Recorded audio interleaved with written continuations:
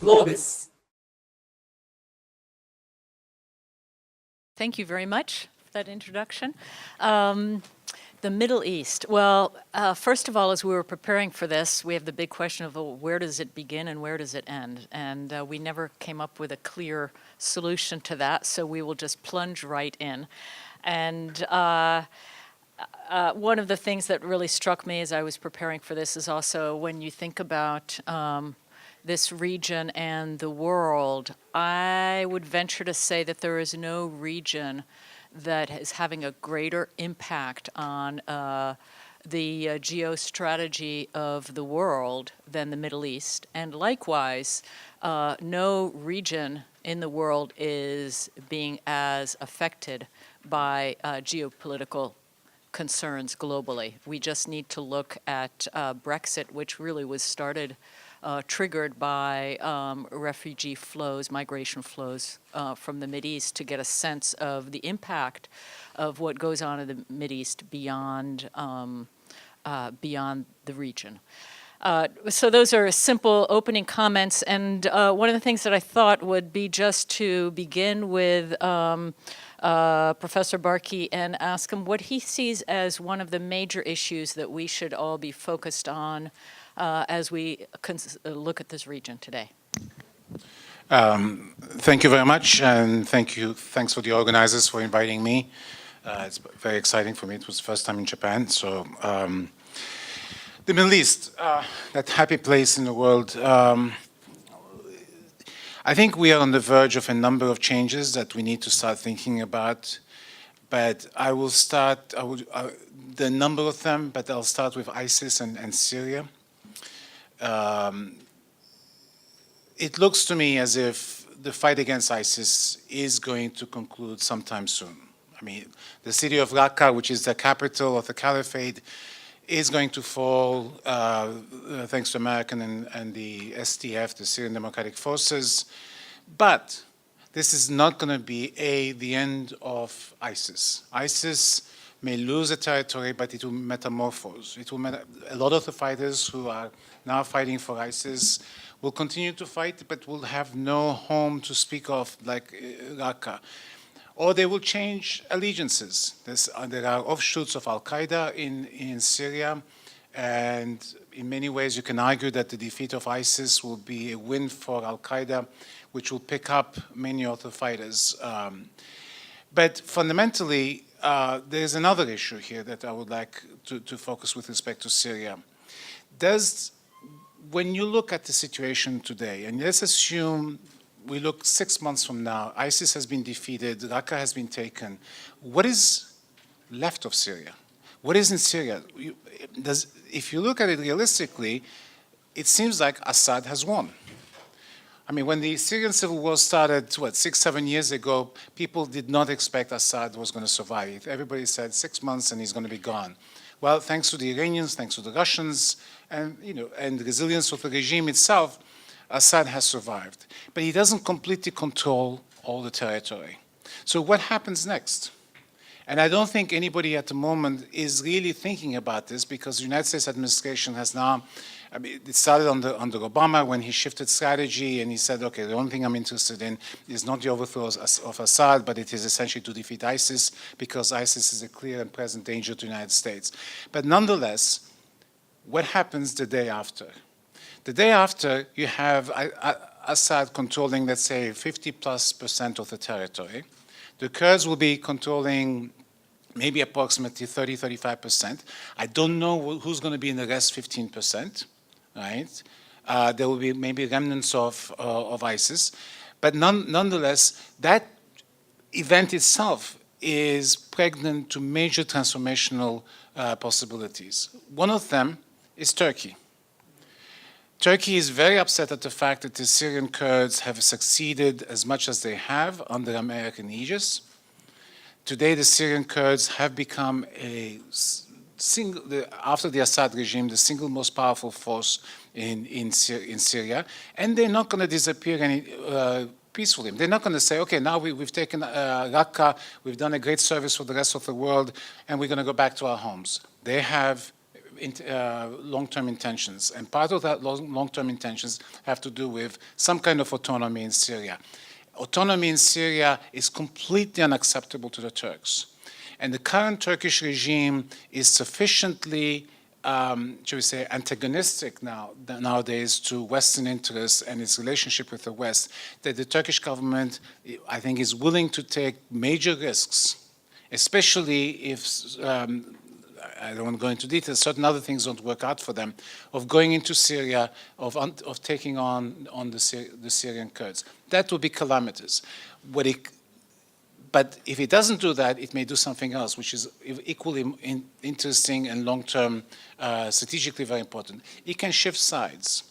What do I mean by that? It can, in order to contain the Syrian Kurds, it may decide to make a deal with the Russians and the Assad regime to essentially contain the Kurds and push back the Kurds. Whether or not the Russians will go for it, I don't know, but the Russians have shown to be quite, shall we say, entrepreneurial recently when it comes to undermining the American position in the region and creating a rift between Turkey and the United States, that rift already exists, but deepening it to the extent of creating a major fissure in the NATO alliance would be very much in Putin's interest. And I say this, and I'll end on this.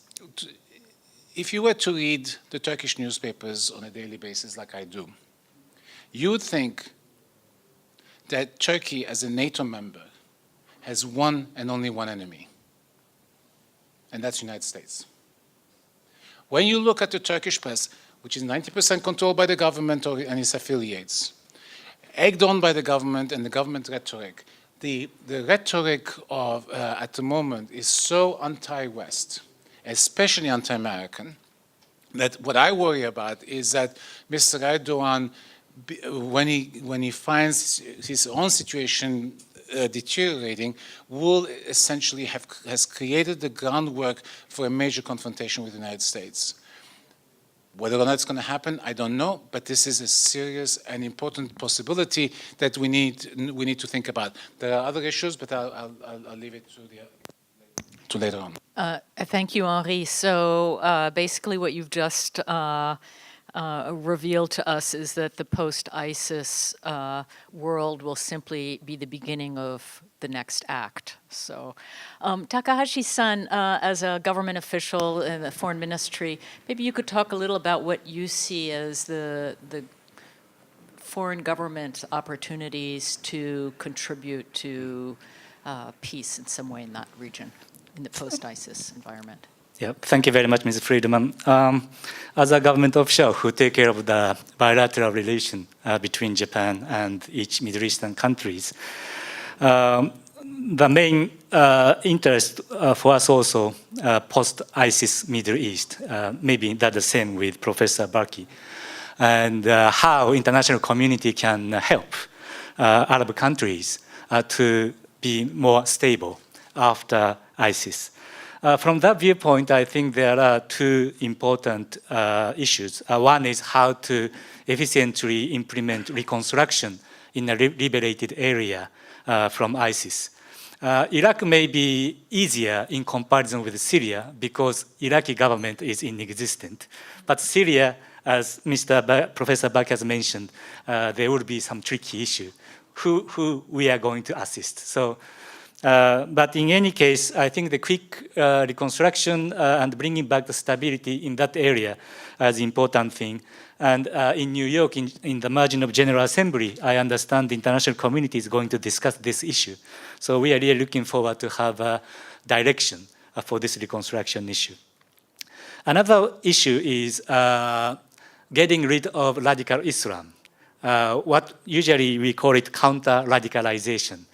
There are twofold. One is bringing back those who are radicalized into normal mentality. And another one is prevent young people to go into radical thoughts. Both is important, and I think we need to address those issues in a longer term way. And this counter-radicalization is important not only for the Arab world, but also to the international community as a whole, because after shrinking the territory of ISIL, a lot of ISIL fighters are going back to their country. We are fully aware of Europe, but Asia is also not an exception. And what is happening in Mindanao, in Philippines, is also the aftermath of the shrinking territory of ISIL. So this is another issue we have to handle. And of course, know-how is in the hand of Muslim people, but as Japan and the international community, we have to help them. So that's the first statement I want to make. Thank you. You've raised this interesting point of decommissioned soldiers and what happens with them. A lot of them are young and given unemployment issues in the Middle East, that's certainly a problem with the youth bulge. Dr. Al-Naki, I was looking at your bio and was very impressed with the various activities you've had in terms of helping found Aliyah University in Bahrain, and it notes that you're the member of many organizations in Kuwait related to education. How do you see education as playing a role to either solve some of the problems in the region or actually exacerbate the problems, depending on the form of education? Thank you very much. I'd like to thank, first of all, the organizers for inviting us to this prestigious gathering. On your question, I think that education is very important for the new generation that changes the future of any place. Middle East, if I go just touch a little bit on the background of the Middle East, I think the importance of the Middle East and the complex situation that Middle East lives comes back from the history and historic background of being the land of three major main religions. And religions always bring aside also some conflicts with them. Education is very important. If we notice one example I could probably mention, after the incident of 9/11, having the attackers being mostly from Saudi Arabia, Saudi Arabia government encouraged a lot of expanded the scholarship numbers of students going to the US to study and be close to the culture of the United States and the Western societies. And that helped, I think, a lot of Saudi young generation to be more modest toward the such extremists as we face in ISIS and Al-Qaeda in the past. I have also a remark on the media role in the region. They always mention ISIS being an Islamic state, and I think that doesn't promote Islam very well. There's no religion in the world that promotes killing innocent people in a savage way that we see and we saw over the past few years. I think they are not related. I mean, they are not related to any Islam religion at all. And also, they don't even form a state. They claim that they are a state, but they, as we saw, they came into existence a few years back, and now they are almost diminishing away. Back to the role of education. I think from young generation, if we teach our kids in school the humanitarian side of the world, and we shrink the differences between religions as we are, facing between Shiite and Sunni in the region, in certain countries in the Middle East. That will help reduce the conflicts and the future problems that we might face or we have faced at the present time. And I would touch about our Amir's role, the Kuwait Amir role in the region, Sheikh Sabah Al-Ahmed Al-Jabr Al-Sabah. He's been elected as the humanitarian leader by United Nations, and that's a very privileged and honorary post for him and for Kuwait and for the entire Arab and the world at large.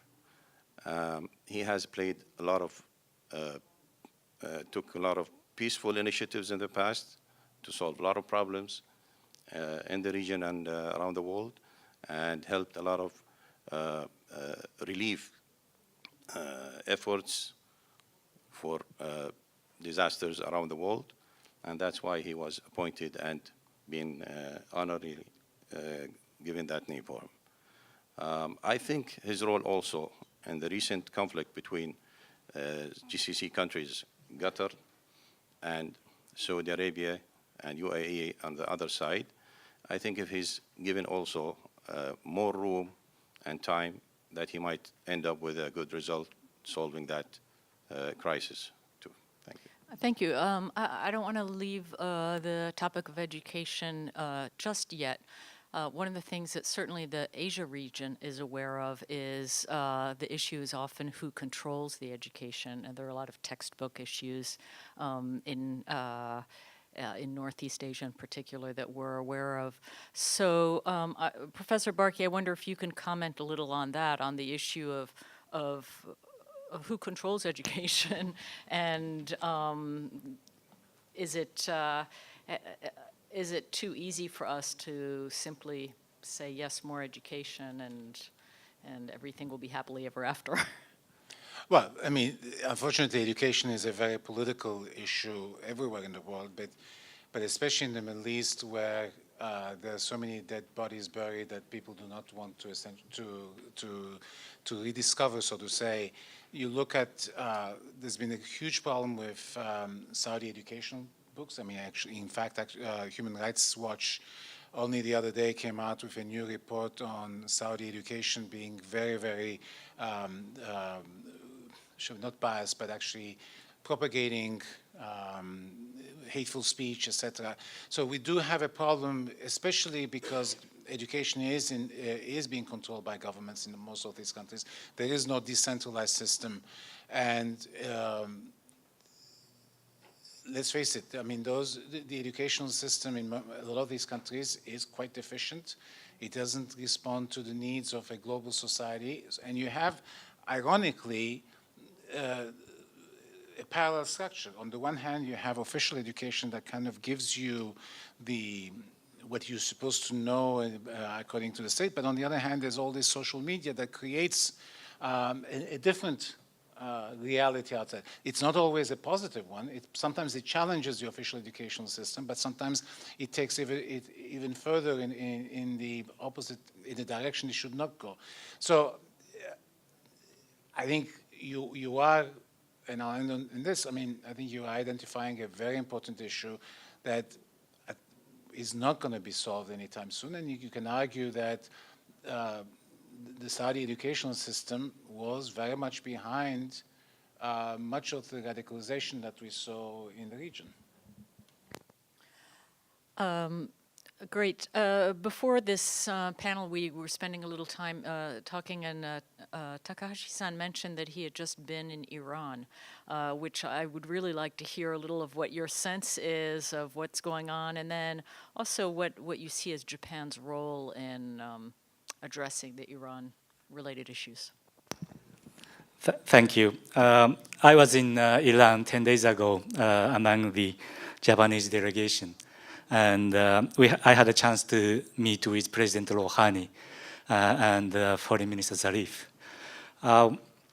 Yes, if I start about the situation in Tehran, at least as a person who visited Tehran several times, it seemed that the city is becoming more beautiful and a lot of construction is going on. And the hijab, which women are wearing, is going backwards, so that now we can see more hairs of ladies than before. This is a positive development from Japanese point of view, but of course this is infuriating for conservative people. When I comment about the meeting, in summary, we are really encouraged to hear from Iranian government their strong commitment to nuclear deals. And they reiterated their position that they never break the deal from their side. But of course, they are watching how the other parties of nuclear deal is going to do, more specifically the United States. So, of course, well, maybe this is one of the Japanese role and role of the party of other party of JCPOA. Keep on saying the nuclear deal is a good one, and scrapping it is really a disaster. So we really want this nuclear deal to go on, and at least we are welcoming Iranian position at this moment. Of course, at the same time, they really want to have more investment from the foreign companies.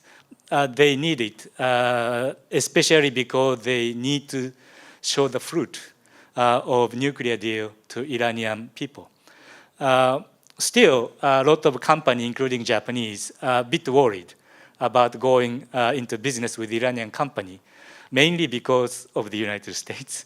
So I really wish that the review done by the current US administration to have a good result, which would be a boosting power to have a better relation with Iran, which really contribute for them to play more constructive role in the peace and stability in the region. Thank you. This is so interesting because earlier today we had a U.S.-Japan panel, and one of the issues that came up was given some of the confusion, fragmentation within the U.S. Politics, what is the role of Japan in taking a higher profile role on international issues? So as you talk about Japan and Iran, this is what's going on in the back of my head. I suppose you're not the right person to ask, but maybe I should ask one of the others, but do you think that Japan can take on that role? What kind of influence do you think that Japan can have, not so much with Iran, but frankly with the US on this issue?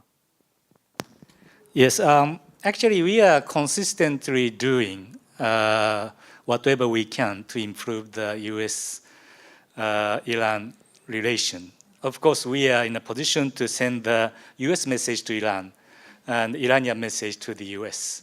So we have been doing it for a long time. This is not a secret.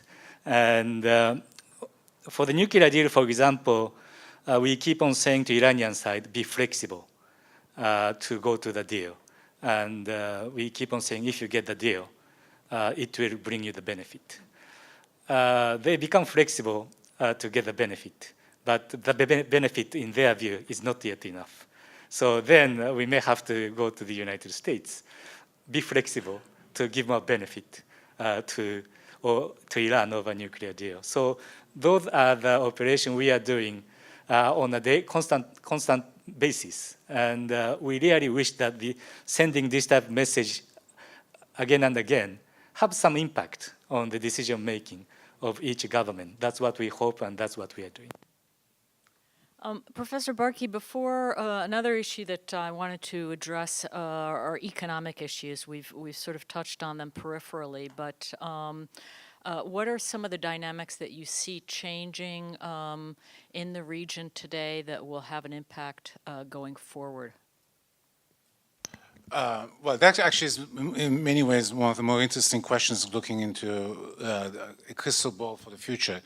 And that is that why has the Middle East been so important to us?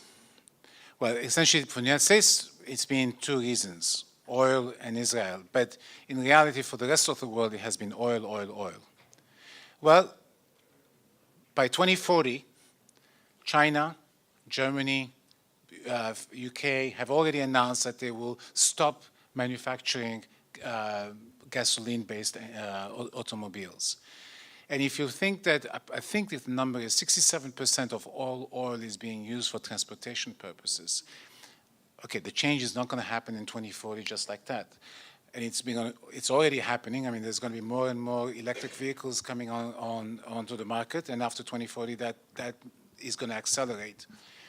Well, clearly, that has an enormous repercussion for the Middle East. First of all, it has a repercussion for the oil-producing countries because they make, obviously, money from oil, and they don't have any alternative in the industry. I mean, if you think about Kuwait and Saudi Arabia, what did Kuwait and Saudi Arabia have before the oil boom? Saudi Arabia had the pilgrimage as a resource, and you had the pearls, which the Japanese were undermining, by the way. But anyway, so because there is no alternative to oil in many of these countries, and even where there is an industry like in Iran, so much of foreign exchange earnings comes from oil exports. This is going to the reduction in oil revenues, and that reduction is going to come not because you stop buying oil, but because the demand for oil is going to slightly decline. And remember, today oil is at $50 a barrel. Saudi Arabia can make money at $10 a barrel, but that doesn't. It can make money out of a barrel of oil if the price of oil is $10, but that doesn't mean it will cover the costs that the Saudi Arabians have in terms of maintaining the regime, but more importantly, oil doesn't just benefit the Gulf countries and Saudi Arabia, it benefits the whole region. It benefits Egypt, it benefits all those countries that make money out of the rents that oil creates. So imagine for one moment a world that does not depend so much on Middle East oil. Imagine a world in which the price of oil has declined significantly, that it is not really a major cost in the budgets of countries, in the budget of the average consumer. That will shift not only the strategic perspective of many other countries, but it will also have a very deleterious impact on the well-being of the people in the Middle East unless they start changing. And this is why the Crown Prince in Saudi Arabia is so gung-ho on having this plan, the 2030 plan, that he wants to restructure Saudi economy. Whether or not he will succeed is another matter, but at least it shows you that people are starting to think of alternatives, but I don't think they will be able to implement the changes as quickly as they need to. Dr. Al-Naki, you're a businessman, so you obviously have your finger on the pulse of these economic changes. What are some of your thoughts on how the region can shift or evolve from such a great dependence on the oil economy? Yes, there are certain industries, heavy industries, that rely on energy, oil per se. And there might be a shift toward those industries. Let's say an example of that is smelters, aluminum smelters. We are in the aluminum business. There are two major big aluminum smelters in the region, in Dubai and Bahrain. Increasing the capacity of those or building new smelters, should that scenario happens, it will be part of the shift toward utilizing oil toward products that have added value in the process. So this is part of the solution that might help shifting uses of oil toward other industry use. I'd like also to comment on the vacuum that we had faced in or experienced in the Middle East of the what's so-called Arab Spring. Not all the regime changes have resulted in springs, actually. It caused a lot of humanitarian crises, like the refugees that by millions we have from Syria and other countries. So I'd like to see, and I hope to see, that the major players, US, Russia, Germany, France, UK, and Turkey and Iran as well, and Saudi Arabia, not to play a bigger role. They are playing the role itself as we see it, but I think to change the role into a better cooperation between themselves, to give some relief and more productive peace initiatives to the region for the benefit of all. Takahashi-san, what is Japan's strategy or thinking on addressing some of these humanitarian crises that are going on? Thank you. Yes, Japan has been doing a lot for humanitarian assistance because usually that is a major tool we can mobilize in the country in crisis because we don't have any military options. For Syria, for example, we provide humanitarian assistance to refugee camps and also budget support to the country which host refugees because they are suffering from the lack of financial resources to take care of refugees. So this is one area we can do. And for Yemen, the cholera and the warfare create a serious suffering to the Yemeni people. Unfortunately, we cannot send Japanese personnel for humanitarian assistance, so usually we go through international organization. There is a lot of discussion if we can do it directly, but still we are not in a position to implement this type of idea to the humanitarian. So I think there are a lot of room for improvement for Japanese humanitarian assistance, but we are doing our best to address this issue. A lot of Japan's humanitarian assistance, I know, goes through the UN. Do you see the UN having a major role in this region? And then I also want to hear what Professor Barkey has to say about the multi-national organization roles in the region. But we'll start with you. Yes, please. Yes.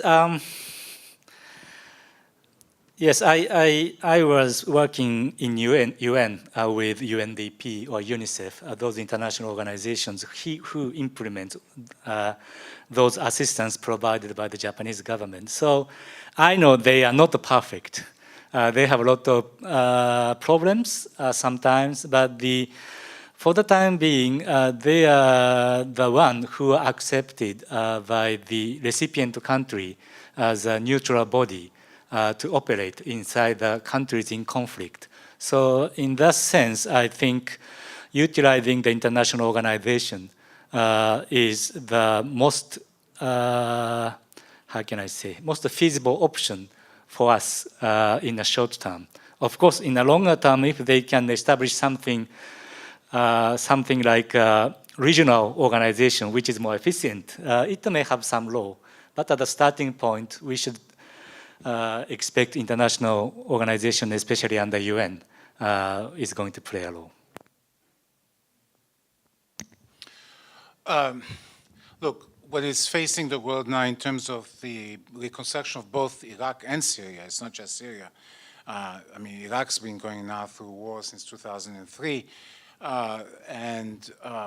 So the job is really enormous, but it is enormous in the sense that it is not something that the UN can do on its own. I mean, UN agencies can do so much, but what you really need is an ability to somehow help rethink those societies and kind of rebuild them. And I want to go back to what Ambassador McCormick was saying this morning in terms of when in the United States, when the big companies left the central Pennsylvania, nothing replaced them. Right? They didn't have they did not have the intellectual capacity to rebuild themselves. Well, there is no capacity at the moment in those countries to rebuild those societies in a way in which they can function and also feed themselves, function essentially on their own. So it's not just giving aid to people who come back from refugee camps, whether it's in Turkey or elsewhere, is that you have to rebuild society. Now comes the issue, when you think about it that way, especially in a place like Syria, is the government that is officially recognized by everybody is the government in Damascus, and the government in Damascus is Assad. And what does it mean to accept Assad's victory? I mean, we haven't thought these things through yet. Before we can even start sending humanitarian aid. How is this going to be done? And to that extent, you really need, if you want, a conclave of wise folks who will start to think about alternative approaches. And I don't think, and it has to be done by, I would say, countries that are like Japan, that have essentially an unblemished record of being neutral. We can't do it in the United States. I mean, we should not even be in it. I mean, we will probably staff it, we'll help it, and so on and so on. But we need to essentially to come up with a conclave of people who start to think about the future, because the moment when we want to do it, when we want to start helping and we want to send the UN agencies, if we haven't done that, all the money in the world will not be sufficient to make those societies whole again. I'm going to stick with you because you've just touched on a hugely important point, which is this issue of governance regimes and how that affects the ability of the international community to contribute to reconstruction, to address all these issues. Authoritarian regimes, dictatorial regimes, and actually, though I had promised not to bring up Afghanistan, where I had done significant work, this is bringing back bad memories of the international community's desire and willingness to help out and minimizing the obstacles posed by poor governance. And in the case of Afghanistan, there was a sense, well, we have to do something, so people just went in despite the governance problems. So if you could just address some of this. Look, poor governance, I'll speak only in the Middle East because, I mean, there's poor governance in many parts of the world, which I really don't know much about. But poor governance in the Middle East is the reason we are where we are today. I mean, the Arab Spring would not have happened if you had essentially good governance, right? It wouldn't have happened if you had democratic regimes, even though this morning we heard about new versions of democracy. But the fact of the matter is that in the Middle East, you essentially have two types of countries. You have the monarchies that have withstood the Arab Spring much better because they had other sources of legitimacy, maybe not perfect, but at least for the time being, I would like to stress that, for the time being workable, because they also have access to oil money, to oil rents. But the others, whether it's Tunisia, Egypt, Yemen, Syria, they all succumbed essentially to bad governance. And here's why I worry about what's happening in Syria, because the moment we say we accept Assad's victory, we basically are saying it's okay to go in and destroy your country to save your own skin. Because this is all, the civil war in Syria was all about the regime. It was all about the Assad family. And it has prevailed.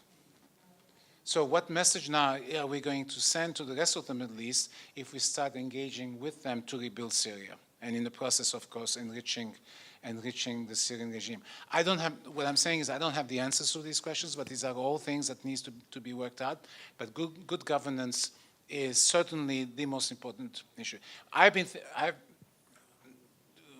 My take, and it's not a very sophisticated one, is that the only way we're going to achieve some type of good governance is by what I would call extreme devolution. That is to say, try to push powers to the localities as much as possible, and local people make those decisions, whether it's water, it's electricity, it's this or that. Do it at the local level. Don't wait for the central government to do it, because it won't be able to do it. Thank you. We are pretty much at this point ready for Q&A. And you will notice that we spent a lot of time talking about the Mideast as sort of regional blob without only rarely specifically identifying some countries. Please feel free to ask questions related to some of the specific countries of the region. Thank you. I was intrigued by your comment that you're reading the Turkish newspapers every day. With all of the turmoil that has been going on, are you seeing any signs that investment is slowing down and that the economy is beginning to have problems? And if so, is this potentially going to have some impact on the next election, or has he so destroyed the opposition that he's going to get a free ride in it? It's interesting you ask that question, because recently the Turks came out with very wonderful GDP growth rates. And there's a great deal of debate now among economists whether or not they're cooking the books. some people are saying they're not going that far as saying they cook the books, but they are essentially using methods to essentially improve the way growth looks like. The reason I say this is because the government is very much dependent on a continued healthy growth rate. But what we know from and I say I can't go back to Turkey for a whole variety of reasons anymore, but from what I gather is tourism is down dramatically, and it's continuing to go down because of especially the problems that Turkey is having with Europe and with Germany. Investment is down as a result of the tension between the United States and Europeans and Turkey. So I think the Turkish economy is in for a major, at least major decline in the growth rate in 2018. Inflation is very high. Which is also problematic in terms of monetary policy. But when it comes to the elections, I think Erdogan today has captured the state. The state is completely his. If you look at what happened immediately in the aftermath of the attempted coup in July of 2016, he cashiered 149 generals and admirals within a week. 46% of all Turkish generals and admirals. Yet there were 9,000 soldiers on the streets of Istanbul and Ankara that night, which means that he wanted to get rid of these people because he wants to control the last bastion. And I'm not pro-military. I've always been against it. I mean, Turkish military's interference in politics, but he now has captured the last bastion, if you want, of potential serious opposition to him. And if you also look at the referendum, he lost the referendum. He manipulated the results. But that tells you two things. One is that he controls the state and therefore he will win. But also it says that there is a great deal of opposition brewing in Turkey that not immediately, but 5 years from now, we will see a major confrontation between the state and the population. I think we'll try to take a few questions at a time. So these two gentlemen in front. Thank you very much. Very thoughtful comments. Understandably, we spent a lot of time, you spent a lot of time in your discussion talking about ISIS and the situation in Syria. There was a little bit of a discussion on Yemen. I'd like to see if we could kind of go a little bit deeper on that. What is your medium and kind of long-term prognosis on what will happen in Yemen? To me, I see a number of challenges there, obviously one being the Saudi and Iran proxy conflict, but also being a young population growing very fast, very little chance of employment going forward, and almost a third of that country now being under the Ansar al-Sharia as well. So what's your prognosis on Yemen? And a second, very quick one too, in the Gulf. Saudi Arabia, there hasn't been a whole lot of talk about Saudi Arabia's political reforms. What do you feel, and we talked about oil price falling and seeing no sign of that coming back. What do you think of the stability of Saudi Arabia going forward in the medium term? And Tanaka-san. Yeah, my question is related to that.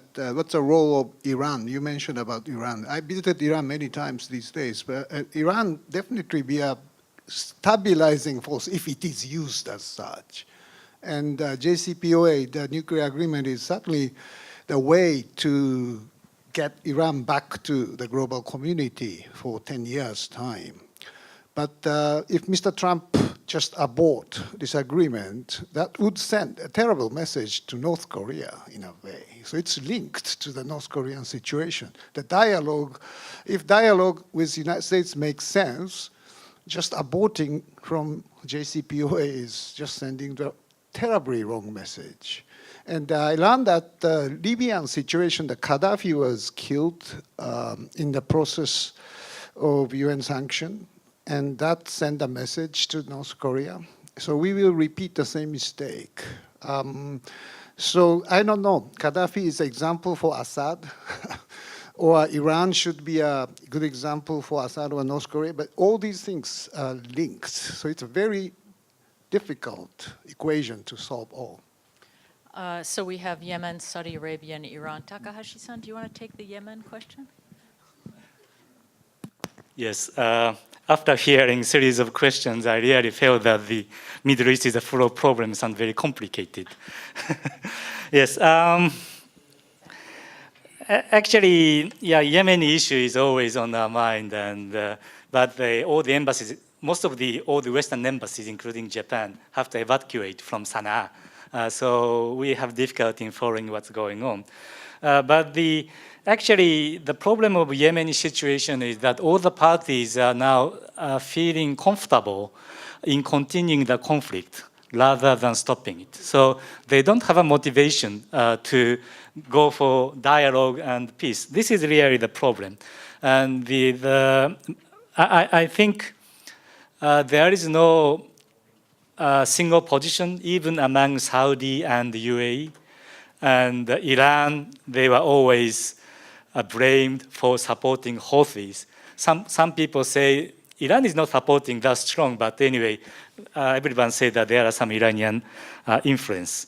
And the legitimate government, they are the party who have to allocate more resources to bring back the stability, but they also cannot go back to Sana'a and happy to receiving support from Saudi government. So this is really the problem, that we cannot motivate any parties to go for the talk. So we, international community, are cooperating to find out the solution. And in these days, Houthi and Saleh faction start to have some different position. So if this type of rift is going wider, then the international community may be able to find the way to find a way out for this Yemeni crisis. Shall I continue with the other issues? You can continue, or if either of you would like to mention. Dr. Al-Naki? Let me just, about Trump and the Iran deal. Look, we have to understand one thing, though, that from the US perspective, and this was problematic even under Obama, and I think Obama, whoever, if even Hillary had won the election, then we would have seen some of the same pressures on her. And that is, it's partially related to Syria. I mean, the fact that Assad won, he won not just with Russian help, but he also won with Iranian help. So there's a perception now in Washington that Iran has won. Iran now controls essentially from Beirut to Damascus to Baghdad. So they have this whole belt. Whether or not that's real, whether or not that is a major threat, doesn't matter. It's a perception at the moment that Iran is on the ascendancy, and this is something that all the Gulf countries, Saudi Arabia in particular, the Israelis, I would say the Israelis less so than the Gulf countries, are really very, very worried and threatened by, and that's an extra level, extra set of pressure on Washington to do something. I don't think the Trump administration will pull out, but again, as many people this morning also said, Trump is unpredictable. But I think you will see that they will figure out new ways of increasing pressure on Iran and still keep JCPOA going somehow. And that's a compromise, and we'll have to maybe live with it. It may be, but it is also true that the Iranians have essentially, if you look at what they did in Syria, I mean, they brought in militias from Afghanistan, from Pakistan, from Iran, from so many places, essentially to fight Assad's war. And that is really as a model for the future, to allow Iran to have this kind of influence, this ability to mobilize and project power, is something that is scaring the living daylights out of the Gulf. And I'll leave you the Well, to look back into the Iran role maybe in the region, I think Iran being a regional player and have great interest in the region, alongside with Turkey, want to contain the Kurds issue for their own interests as well in Iraq and Syria. Saudi Arabia as well have border issues with Syria, Yemen, and partly Iraq. They want also to contain the ISIS people away from their territory. I think the issue remains in their three countries' hands to negotiate a deal to settle down the problem in Syria, Yemen, and Iraq, along with, as I said earlier, maybe with the big players, US and Russia, to solve this issue and pass this crisis as well and go into a more peaceful era after, let's say, ISIS and the civil war in Syria, and bring back all the refugees and build those devastated countries, especially Syria. Thank you. Let's take a few questions at once. So here and then the person in back.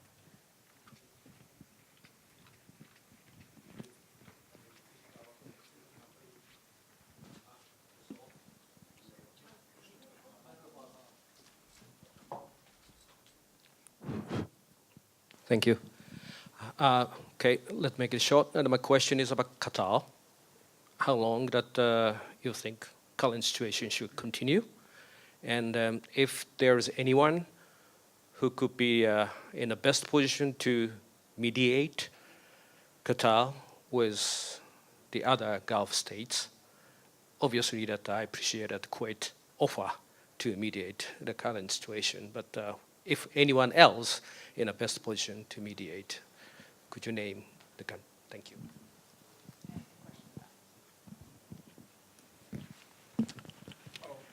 Oh, okay.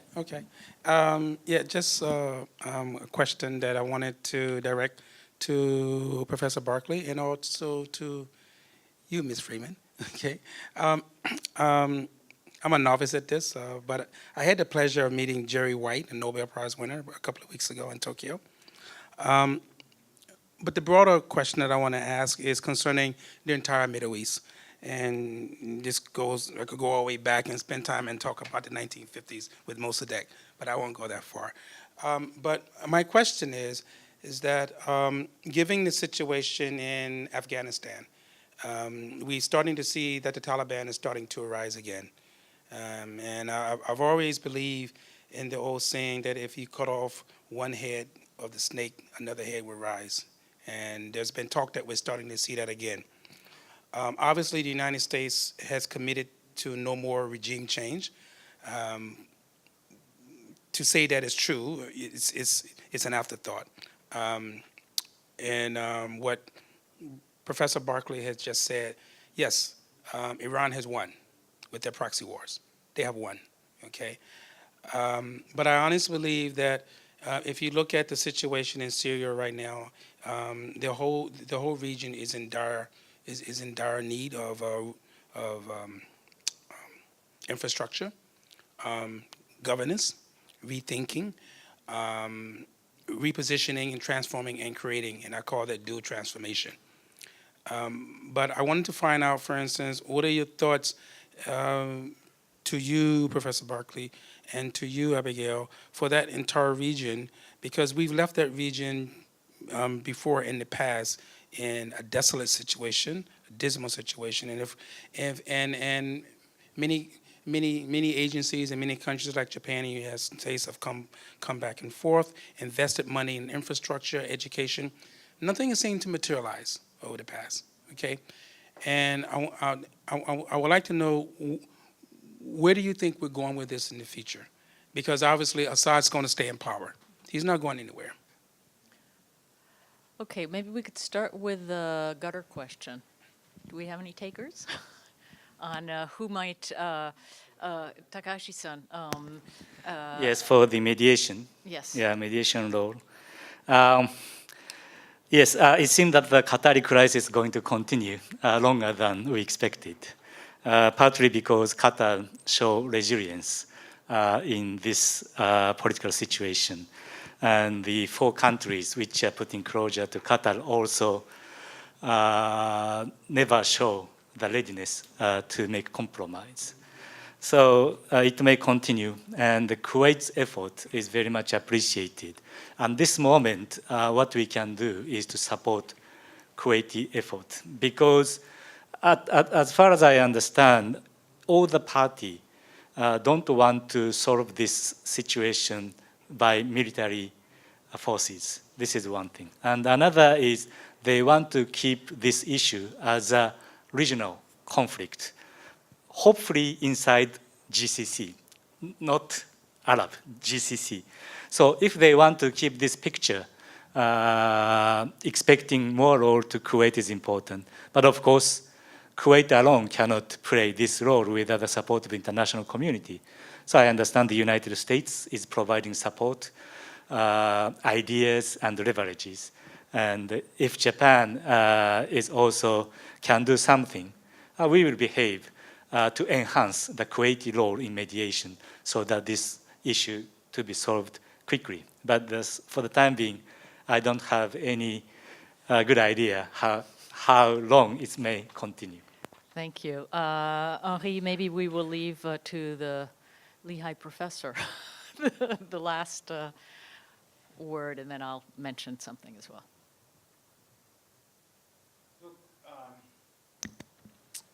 You ask where essentially the Middle East is going and what's going to happen to.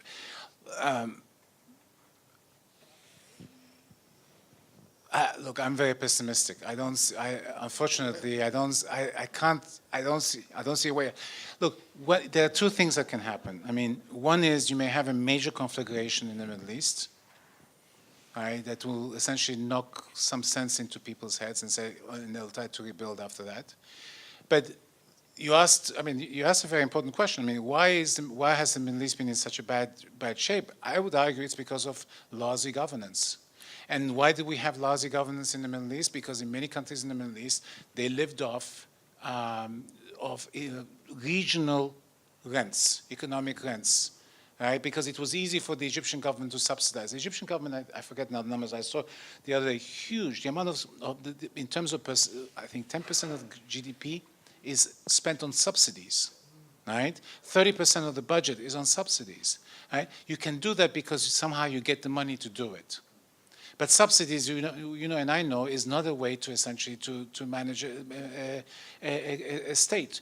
But there has been no reform. If you look at the Middle East, there has been really no reform from Morocco all the way to even Iran, I would include. I mean, the only places where you've had reform at one point was in Turkey in the 1980s, and that's what the Turks are living off today.